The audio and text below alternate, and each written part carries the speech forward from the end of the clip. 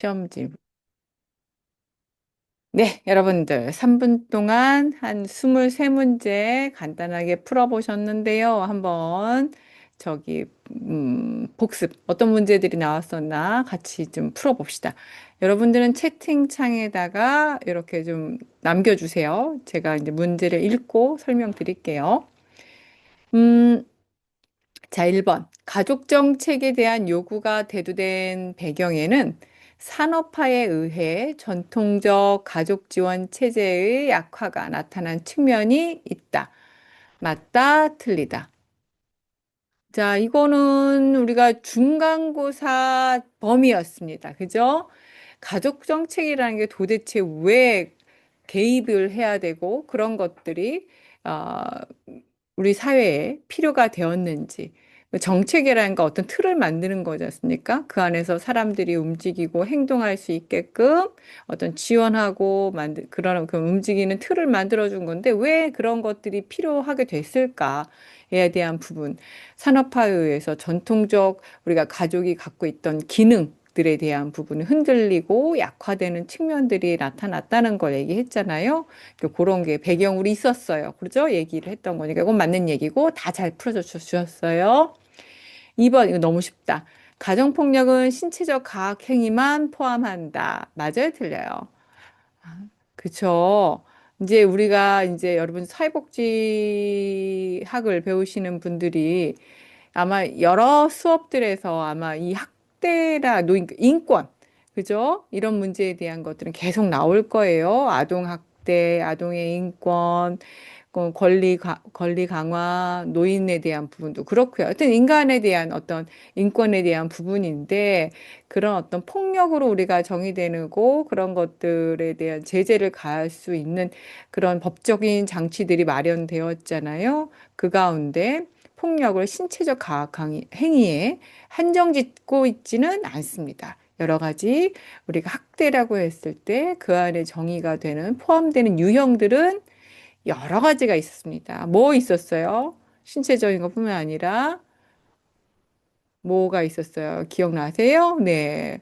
정서적인 거, 언어적인 거, 경제적인 거, 뭐 등등 포함해서 방임까지도, 그죠? 방임에도 적극적 방임과 소극적 방임까지 포함해서 또 자기 방임까지도 굉장히 폭넓게 정의가 되고 있고 그런 것까지 포함된다는 것들을 다루었기 때문에 한번 기억하시면 좋을 것 같고.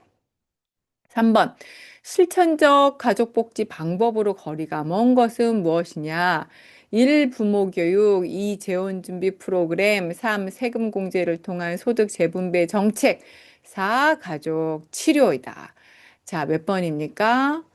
그렇죠. 다 지금 잘 정답을 적어주고 계십니다. 천천히 읽으시는 분들은 천천히 푸셔도 되는 거예요.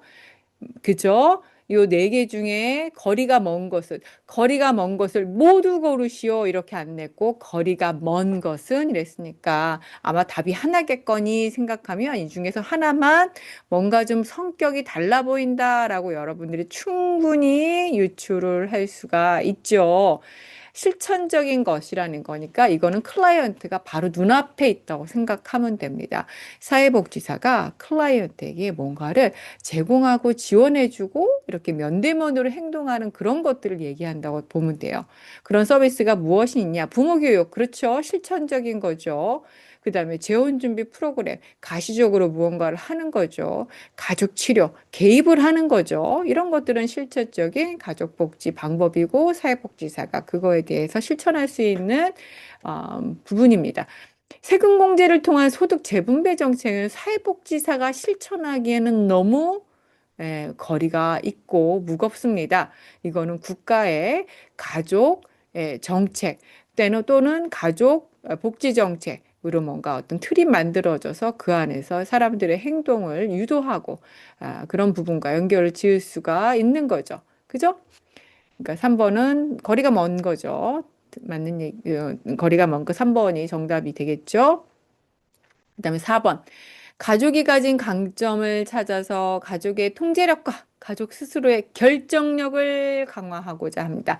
어떤 관점의 실천입니까? 1. 임파워먼트 관점, 2. 생태 체계적 관점. 그죠? 이제 예를 들면 시험에는 3번 보기, 4번 보기 이런 게 더 나올 수가 있습니다. 그러나 우리는 이 강점이라는 것은 임파워먼트 관점 혹은 뭐 임파워먼트 이론이라고 설명되어 있는 것도 있고요. 그죠? 그 안에서 연관이 되어 있다는 건 너무너무 잘 알고 있고 잘 배웠습니다. 그죠? 뭔가 파워를 얻어가는 과정이지 않습니까? 그러니까 내 스스로에 대한 파워라고 했을 때 내가 성장, 나의 권한을 강화시켜가는 그런 거지 않습니까? 그 안에서 그것을 성장시키기 위해서 누구나 이 세상에 살아가는 우리는 여기 있는 여러분들도 그렇고 저도 그렇고 여러분들은 저의 장점이 안 보일지 모르겠지만 저도 나름 강점이 있는 사람입니다. 그렇게 생각했을 때 강점이라고 했을 때 내가 좋아하고 잘하는 거, 뭐 그런 것들을 바탕으로 제 삶을 제 스스로 통제하고 결정할 수 있는 그런 부분에 대한 이야기잖아요. 그런 것들은 인파워먼트 관점에서 나온 얘기고 사회복지사는 클라이언트를 우리가 바라보고 또 지원하고 접근하고 개입할 때 항상 클라이언트가 가진 강점을 발굴하고 클라이언트는 자기에 대한 통제력과 그다음에 그 자기의 결정력을 가질 수 있는 사람이라는 걸 잊지 말아야 되는 실천을 우리가 해야 되죠. 잊지 말고 실천을 해야 되겠죠. 이제 그런 것들에 대한 이야기니까 인퍼먼트 관점 잘 맞춰주셨어요. 그죠? 네. 정답이 우르르 올라오길 바랍니다. 네. 5번.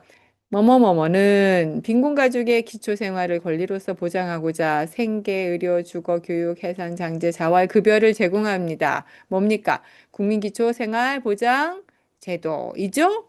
이거 모르는 사람은 없겠죠. 그러나 우리 2호 학번도 있어요.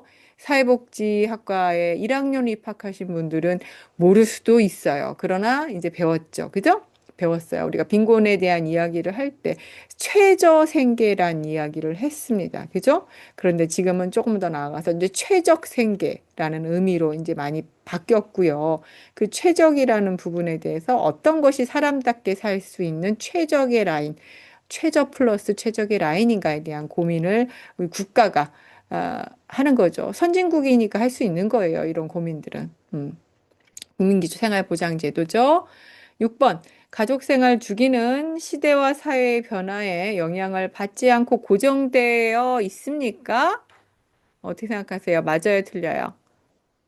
이거, 그죠? 이거는 언제 배웠어요? 중간고사 전이에 배웠을 거예요. 그죠? 가족에 대한 이해를 할 때. 그렇죠. 한참 전에 배웠어요. 그렇지만 어렵지 않아요. 가족생활 주기라는 게 있어요. 사람이 태어나서 죽을 때까지 우리의 어떤 성장과 발달과 퇴화 이런 과정을 거치는 것처럼 가족이라는 것도 생성이 돼서 이게 소멸이 될 때까지 없어질 때까지 그 과정 성장하고 축소되고 하는 그런 과정이 있죠. 그런 과정은 시대와 또 사회의 영향에 따라서 뭐 영향을 받아서 움직이죠. 그죠? 이제 이런 부분 아주 밀접하게 관련이 있다는 얘기입니다. 그러니까 맞는 얘기죠. 자, 7번. 가족복지란 가족의 안녕을 위해 무엇을 대상으로 합니다. 뭐에 들어갈 말은 뭡니까? 1. 가족 전체. 2. 개별 가족 구성원. 3. 부모. 4. 자녀. 그렇죠. 가족 복지가 가족 전체를 하나의 어떤 대상으로 바라보고 접근하는 그 특징이 있다는 거를 말씀드렸어요. 그죠? 가족 구성원 누구 한 명에만 초점을 맞춘 것도 아니고, 그죠? 그 가족 구성원들로 구성된 가족 전체의 삶의 질, 안녕. 이런 것들은 뭐 만족감이 있는 생활, 뭐 이런 것들을 보면 안녕이라는 게 뭐예요? 여러분, 안녕. 제가 안녕하세요라고 여러분들이 이야기를 했어요. 그 뭐예요? 네, 그 뭐요? 잘 있어요? 이거잖아요. 잘 있었어요, 여러분들? 그런 의잖아요. 잘 있는 게 뭐예요? 웰빙이잖아요, 웰빙. 잘 있는 거. 정말. 얼마나 중요해요. 그게 이제 안녕인 거예요. 네, 그냥 잘 있는 거예요. 여러분들, 우리가 항상 그런 얘기잖아요. 정말 평범하게 살아가는 게 참 어려운 일이다 얘기를 우리가 이제 흔히 하지 않습니까? 그만큼 안녕이 잘 있는 것 자체가 우리 삶에 오늘도 여러분 안녕이 잘 있었으면 정말 감사한 하루고 예, 그런 걸 축복으로 또 생각할 수도 있어야 될 것 같아요. 자, 그런 얘기를 했고요. 그 다음에 8번.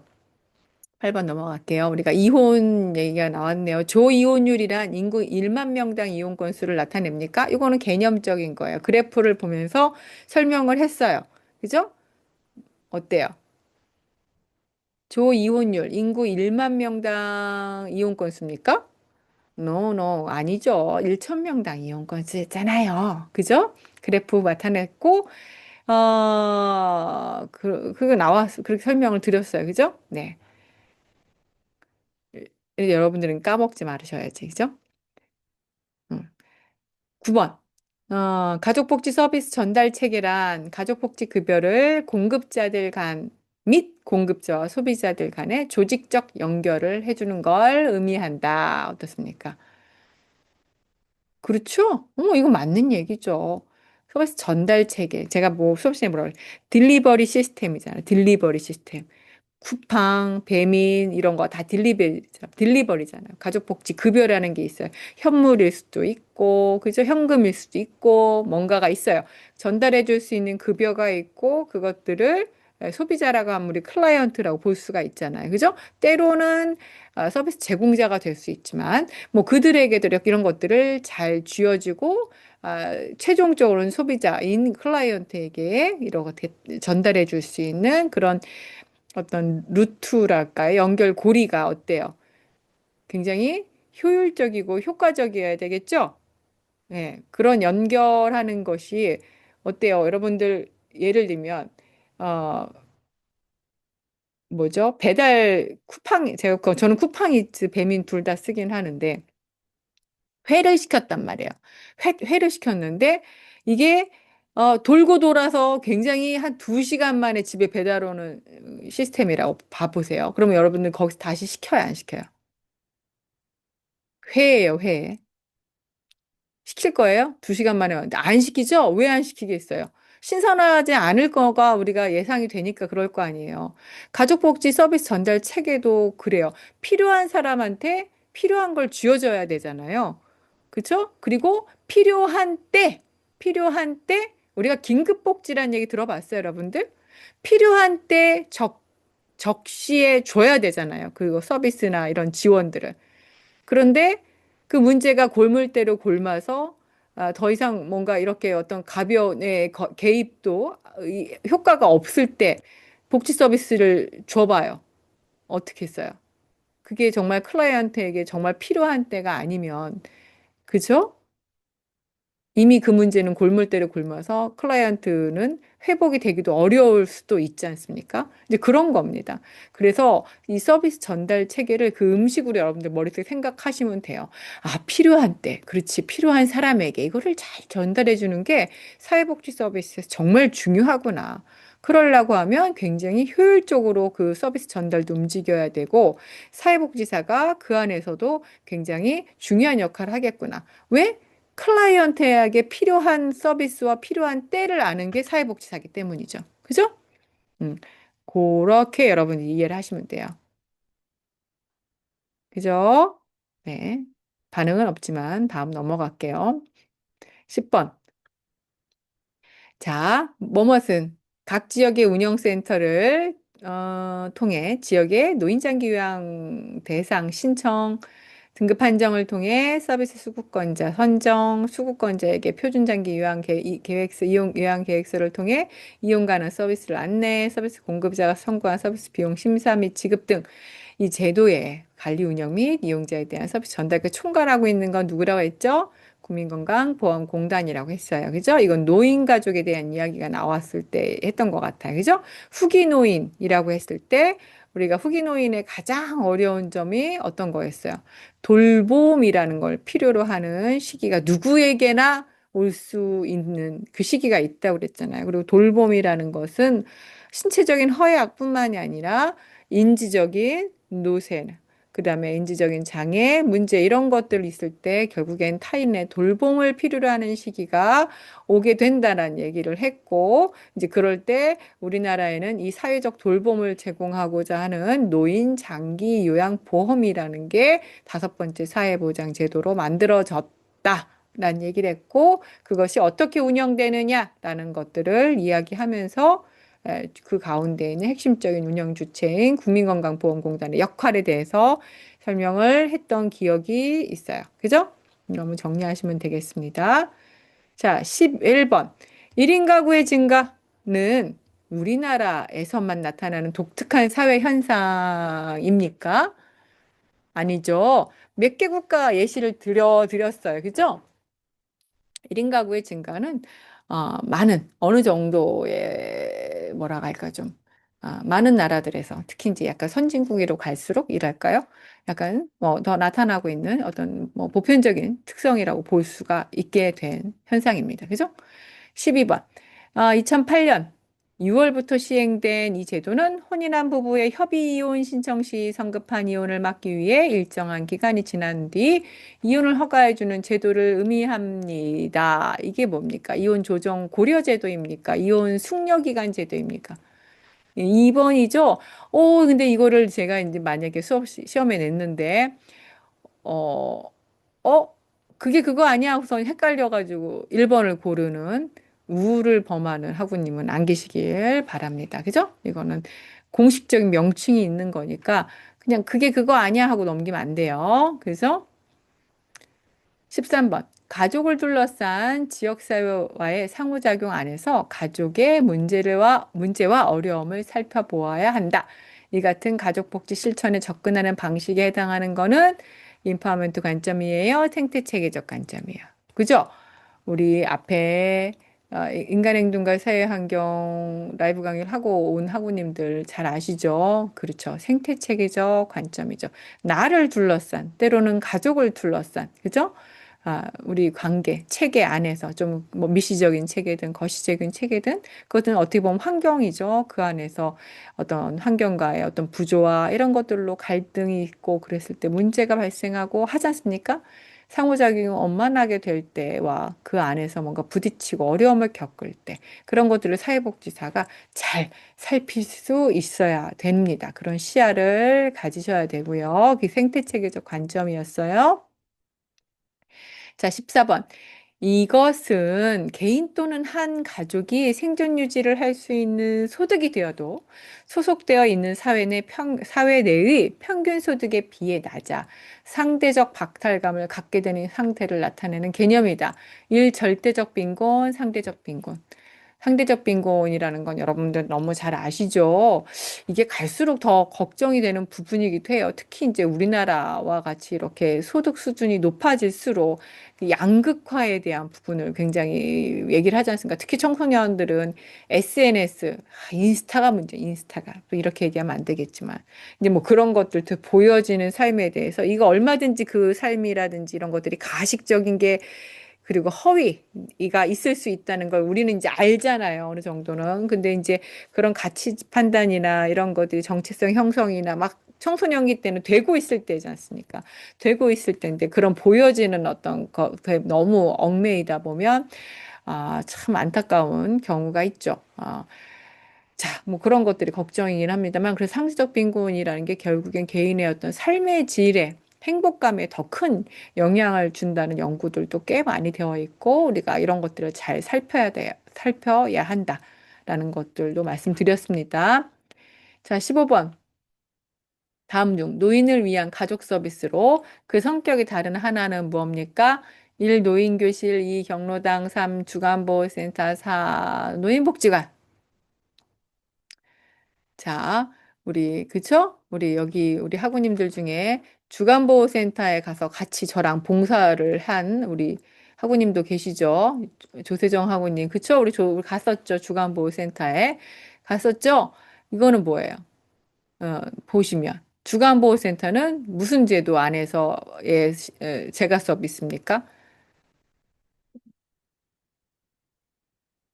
노인 장기 요양 보험제도, 그죠? 노인 장기 요양 보험제도에서 등급 판정을 받으신 어르신들이 이용할 수 있는 서비스는 크게 두 가지였어요. 재가 서비스 계열과 시설 서비스 계열입니다. 시설 서비스라고 하면 여러분이 아시는 요양원과 같은 거죠. 그리고 재가 서비스라고 하면 방문 요양사가 요양보호사가 집에 와서 돌봐주는 방문 요양이라든지 이렇게 데이케어 주간보호센터 낮 동안 가서 돌봄을 제공해 주는 거라든지 간호라든지 방문 목욕이라든지 방문 간호라든지 뭐 이런 것들이 제가 장기요양보험제도의 제가 서비스라고 말씀드렸어요. 그죠? 그런 거고 나머지 노인교실 경로당 노인복지관은 어떤 노인복지법상 무슨 서비스 무슨 복지 서비스에 해당할까요? 그렇죠. 여가복지시설이죠. 노인 여가복지시설. 그죠? 네, 맞아요.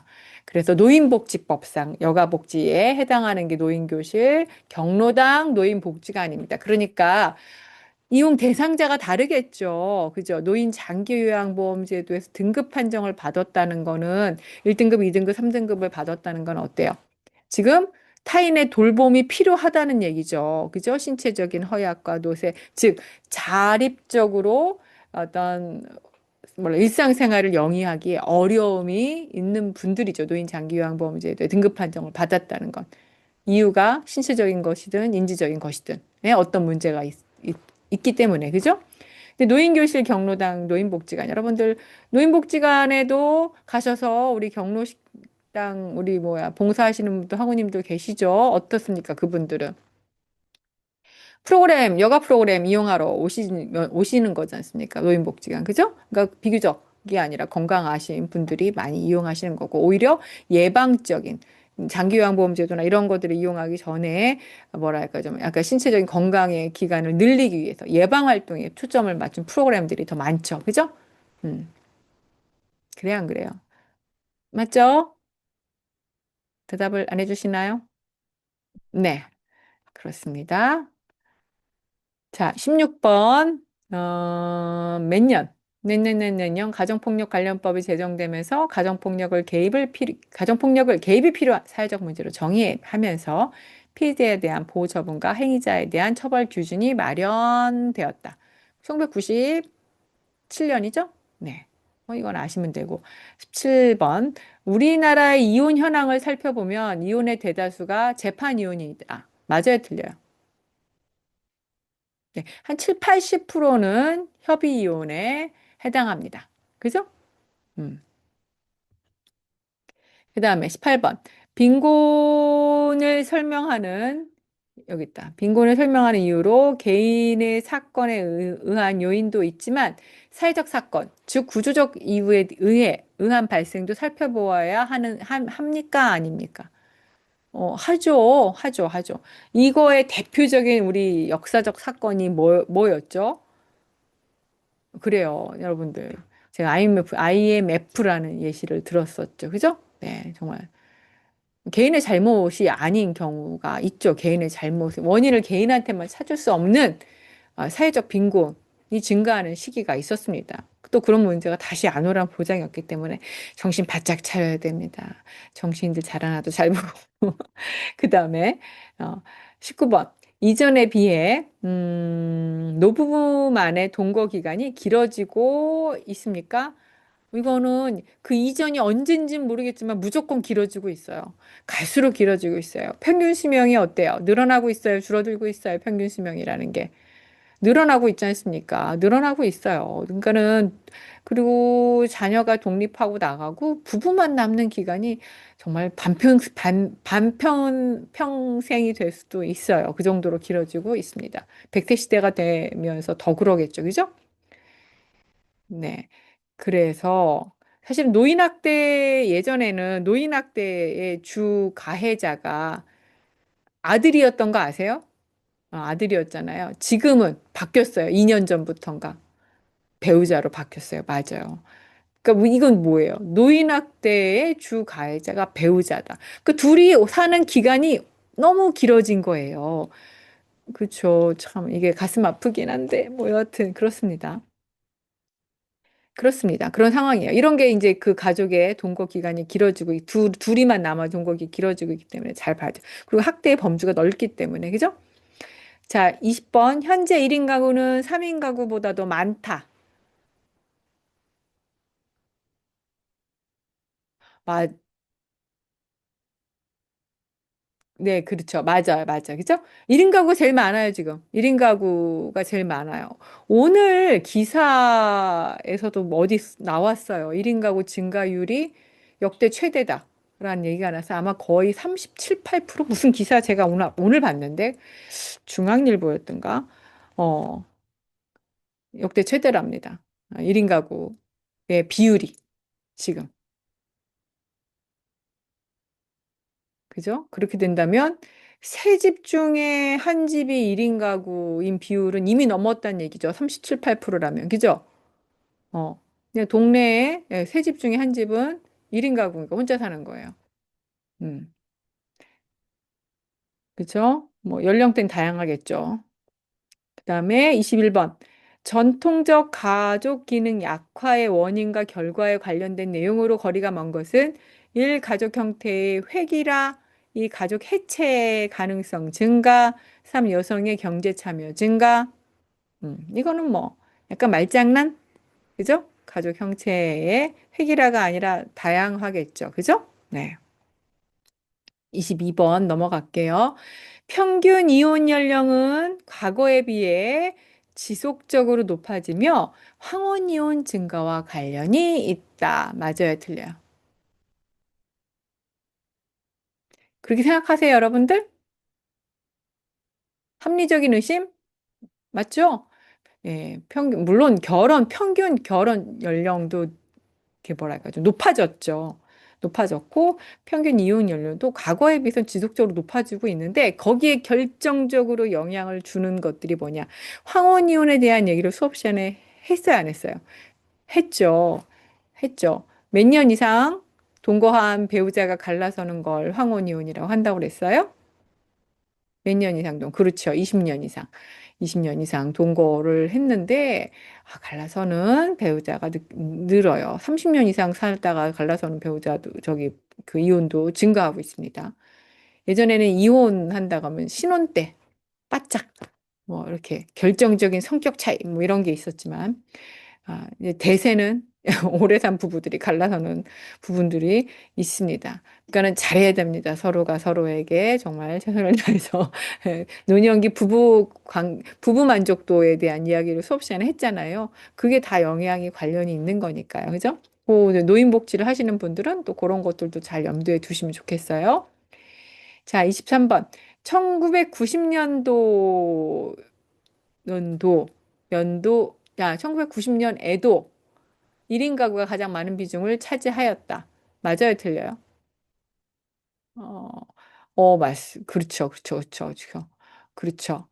틀리죠, 틀려요. 1인 가구, 1990년도에만 해도 1인 가구가 아니라 4인 가구 이상, 그죠? 4인 가구, 5인 가구가 대세였습니다. 그렇죠? 이렇게 시대가 정말 빨리 바뀌어요. 그죠?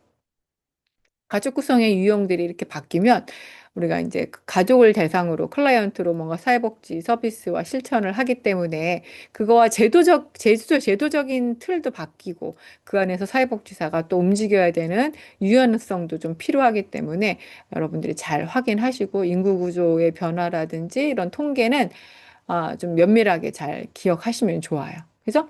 24번. 가족복지 실천을 위한 계획 수립 시 가족의 강점과 자원을 파악하여 반영을 한다. 이건 맞아요, 틀려요? 좋은 얘기죠. 좋은 얘기예요. 가족복지 실천의 과정이 있었죠? 사회복지 실천의 과정, 뭐 클라이언트를 만나면서부터 그죠? 종결까지 이르는 그 과정이 있었잖아요. 클라이언트에 대해서 어떤 어려움이라든지 문제나 이런 것들을 끄집어내는 걸 이제 욕구 사정이라고 하잖아요. 그 욕구 사정 할 때 클라이언트의 강점 이런 것들을 잘 파악을 해야 되는 거고 그런 것들은 계획을 수립할 때 굉장히 반영되어야 한다. 왜냐하면 수립을 할 때 클라이언트의 강점, 이런 클라이언트가 가지고 있는 자원, 그다음에 잠재 능력을 개발하는 것들, 뭐 이런 것들이 반영될 때 클라이언트는 그것이 자신의 계획으로 조금 더 적극적으로 받아들일 수 있고 좀 더 적극적인 참여가 가능하다라는 것들을 보통은 얘기합니다. 네. 그쵸? 너 이거 문제니까 이거 고쳐야 돼 하고 그런 어떤 계획표만 받아들이는 것과 그죠? 이거는 당신이 지금 어려움이 있는 부분이죠. 이거에 대해서는 제가 이렇게 도와드릴 수 있는데 당신이 잘하는 거, 좋아하는 거, 선호하는 거 이런 것들 이렇게 개발할 수 있으니 같이 해봅시다. 라고 이야기를 할 때 스스로 움직이는 그 어떤 역동이랄까요? 적극성 이런 것들이 달라질 수 있다라고 말씀드리겠습니다. 자, 여기까지. 자, 여기까지고 일단은 공유를 중지를 해야 되겠죠? 공유를 중지하고. 음. 자, 공유를 중지하고 이제 저기 시험에 대한 공지만 하나 더 하고 녹화를 끝낼게요. 자, 시험은 이 공지를 한 대로 22문제, 아까 말씀드린 것처럼 10문제 OX는 매우 쉽게 냈습니다. 왜냐하면 시험 시간이 30분이기 때문에 OX 문제는 아주 정말 눈치껏 바로 읽는 순간 답을 알 수 있게끔 그냥 거저드리는 문제로 냈으니까 거기서 고민될 일은 없으실 거고 12문제가 이제 사지선다. 또 어떤 경우는 오지선다. 이면서 그 가운데 또 한 대여섯 다섯 개 정도는 모두 고르시오. 문제가 있죠. 모두 고르시오는 정답이 최소 몇 개? 최소 두 개라는 거죠. 두 개 이상. 두 개가 될 수도 있고, 세 개가 될 수도 있고, 네 개가 될 수도 있다. 그런 어떤 함정을 유의하셔서 보기를 신중하게 읽고 정답을 체크해 주시는 거. 그것만 유의해 주시면 될 것 같습니다. 그리고 가족복지의 성적을 반영하는 구성상 여러분들이 학습활동 잘 해주셨잖아요. 제가 여기 있는 여러분들 이름을 보니까 익숙한 이름들이 많아요. 그러니까는 수업 시간에 학습활동 하신 거 좀 올려주셨는데 만약에 다 못했다. 그럼 이번 주에 하시면 됩니다. 이번 주에 시험 공부 어차피 복습하셔야 되니까. 그리고 더구나 우리 가족복지 시험 범위는 전범이죠. 전범이니까 다시 한번 이렇게 교환, 이렇게 들썩들썩 이렇게 넘겨가면서 2주 때는 이게 제일 중요했었던 것 같아라고 그냥 생각하신 거 있으면 좀 정리하시고 학습 활동으로 이런 거 알아보라고 했는데 내가 안 했다 한번 해보시고 이렇게 해서 이번 주에 시간을 내셔서 그래도 한 몇 시간은 공부를 좀 하실 생각이 있으시죠? 네, 주말까지 포함해서 일단 14주차 복습 강의 잘 수강을 하시면 되고요. 뭐 많이 공부는 안 해도 되는데 그래도 한 양심적으로 한 2시간은 하시면 좋겠다라는 게 제 바람입니다. 네. 아시겠죠? 네. 이렇게 해서 가족복지를 마무리하면 될 건데 혹시 뭐 질문 있으십니까? 잠깐 녹화 이제 끌게요.